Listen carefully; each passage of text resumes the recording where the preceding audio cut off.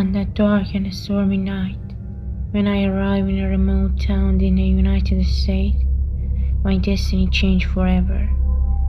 This event dates back to about 10 years ago, when I was a medical student and had to leave home and move to this remote town for the further studies. Upon my arrival, the only house available for rent was an old large house with a yard full of ancient trees that strangely surrounded the entire yard, creating a scary and dark atmosphere. In one corner of the yard, there was a large and mysterious shed that always locked. Through its small dusty windows, I could see old and bizarre items stored inside. But what caught my attention the most was a cat that always roamed near the shed. A cat with bright yellow eyes, whose presence gradually became normal to me, although I could never figure out how it always found a way into the house, even when the doors and windows were closed. Every time I tried to chase it out, it would somehow get back in and head towards the shed. This mysterious behavior of the cat, while calm and non-destructive, aroused a sense of curiosity and fear in me. The house I live in was very old. In winter, when it rained or snowed heavily, the roof would start leaking. That day it was raining heavily and the roof was leaking, so I had to move to the shed and unlock its door for the first time. When I opened the door shed, everything seems normal. There was a large bed in the middle and the room was filled with old items. That night, strange and crazy event began. I remember the first night well. It was 2:30 a.m. and I will decide to sleep after getting tired of studying. I had barely fallen asleep when suddenly the door opened and someone entered. Although I had locked the door well and no one could have entered, someone still came into the room. At that moment, I only thought of my friend Jack, who sometimes came to my house. I loudly asked, "Jack, is that you?" I heard a strange and loud laugh that said, "Yes," and laughed again. This even happened in a matter of seconds when I suddenly remembered that I had locked the door from the inside. So how had he entered? And why that strange laugh? I quickly got up from the bed and looked around the room. Nothing was visible, because everything was dark. I said, "Jack, why don't you turn on the light? Where are you? I can hear you, but I can't see you." Suddenly he let out a louder and more terrifying laugh that made me freeze in place. Annoyed by my friend's bad joke, I yelled, "Psychopath! I'm losing my mind. Are you kidding me at that hour? Turn on the light now." A strange voice said, "Okay," and again that terrifying laugh. I was so scared, I nearly wet myself. Begging, I said, "Please turn on the light." At that moment, I felt someone pulling me towards them and dragging me on the ground. No matter how much I struggled and tried to hold on, it was useless. I thought to myself that everything was over. I'm going to die, and this is the end of everything. Suddenly I remembered the spell I had memorized since childhood. Reciting made the person angrier, but suddenly everything stopped and I was thrown to a corner. Staggering, I got up and reached the light switch and turned it off. With the light on, I was hit with an even stronger shock. There was no one in the room. The door was locked and the windows were closed. So what was that? I was going crazy. When I looked at wounds and bruises on my hands and feet, I finally felt their pain. I had bruised and bloodied myself from hitting the walls and doors. It was the beginning of the scary and mysterious event I experienced in that old house. Every night more secrets of this dreadful house were relieved, and I sank deeper into darkness and fear with each passing moment. I kept thinking to myself, God, what was that? I was going insane. On one hand, the weather outside was cold and stormy, and on the other, it was nearly 3 a.m. I didn't know anyone well enough to go to their house, so I wrapped myself in a blanket and sat there, trembling with fear until morning. As soon as it was morning, I quickly got dressed and left the house. I walked aimlessly just to be away from the house. I wandered until noon when I had a class, thinking about strange and bizarre things. By noon, I headed to the university and stayed there. Since I didn't have any close friend at the university, I couldn't tell anyone what had happened to me. When my classes were over, I had to back home. I was contemplating whether to go or not. If I went, what would happen? If I didn't go, where would I go? Whose house? Jack's house? I didn't know anyone. I left the university and started walking. After walking a bit, an idea came to me. The man who had entered my house last night had answered with Jack's voice. I decided to go to the Jack house and tell him about last night and ask him to come back with me to my house.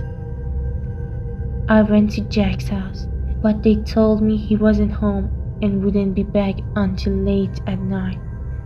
I was frustrated in the cold weather and didn't know what to do. I had to choose but to wander aimlessly until Jack's return. Time passed and I kept walking until it was nearly midnight. I went back to Jack's house and knocked the door. I was relieved when Jack himself opened the door. I said, "Jack, I need to talk to you. Get ready quickly, let's go." On the way, I told him everything, how I hadn't slept since last night and was too scared to go home. Jack was very surprised at the first and said, "Mike, are you sure you haven't gone crazy from studying too much?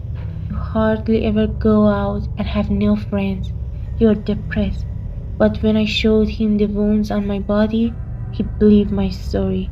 Jack said, "Come stay at my place." But I refused and said, "Let's go to my home." He agreed and we went. When we arrived, I unlocked the door and we entered the yard. Everything seems normal as usual.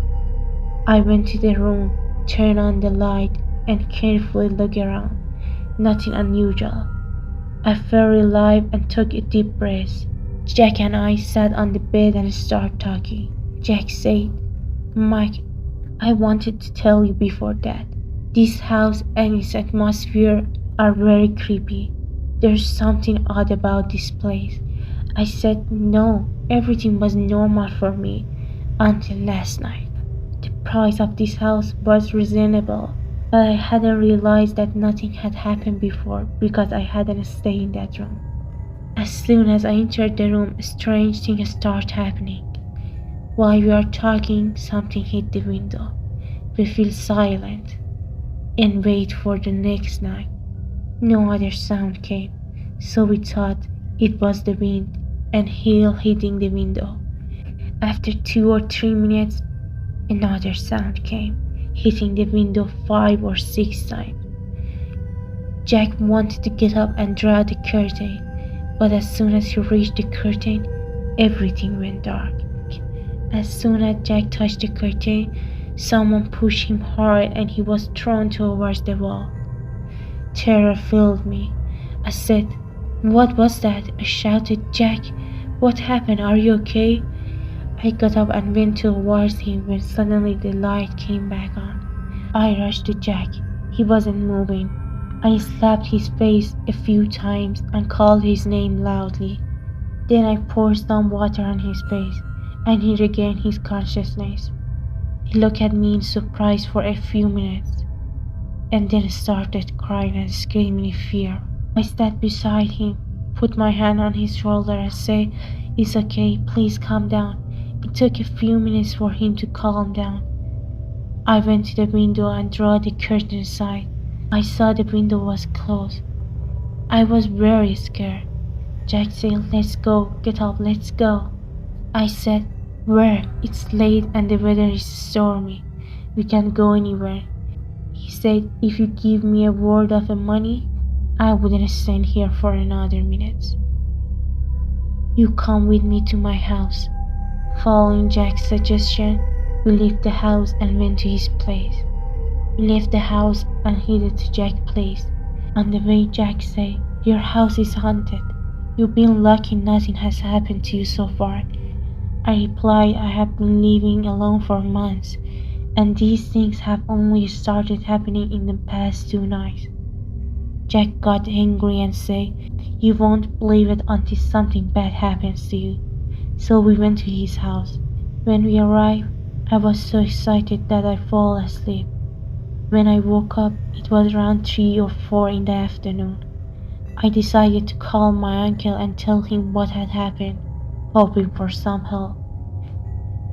But when I told him, he didn't believe me and started making fun of me. I told him that if he didn't believe me, he should come to my house tonight and see for himself, and he agreed. At around 9 in the evening, my uncle and his son came to pick me up, and we went to my house together. We stayed up late watching movies. When it was time to sleep, we decided to go to bed. I don't remember exactly how long we had been sleeping when we were woken up by the sound of my cousin shouting. He was saying, "Let go of me. Now's not the time for jokes. Are you crazy?" I got up and saw that my uncle was also awake and turning on the light. When the light came on, my cousin looked at me with fear and said, "You were just next to me. How are you now next to your bed? This is impossible. It doesn't make sense." He kept shouting and wouldn't come down until my uncle grabbed his hand and said, "What's wrong? What are you saying? Explain it so we can understand." He said, "Just a while ago I saw Mike pulling my hair and bothering me." The more he said, the more surprised I became. My uncle said, "Enough, you must have been dreaming." My cousin got angry and said, "Dreaming? I'm not staying here any longer." My uncle said, "If you wanted to leave, why did you make all these stories? You could have just left." Shortly after he left, my uncle fell asleep. But no matter what I did, I couldn't fall asleep. Suddenly I noticed the curtain moving violently. I looked at it with fear and saw a cat pulling the curtain aside and jumping down. I stared at it, watching. There was nothing unusual about it, except its bright yellow eyes. The cat wandered around the room and went back towards the window. As I watched, it pulled the curtain aside and jumped onto the windowsill. I looked everywhere but saw no trace of it. Everything was very strange because I was sure the window was locked. How did the cat get into the room? I quickly turned on the light and with fear, carefully pulled the curtain aside, but I saw nothing. I was going crazy with surprise. The window was closed and there was no sign of cat. With no conclusion, I turned off the light and sat on the bed. With all these thoughts and events on my mind, I eventually fell asleep.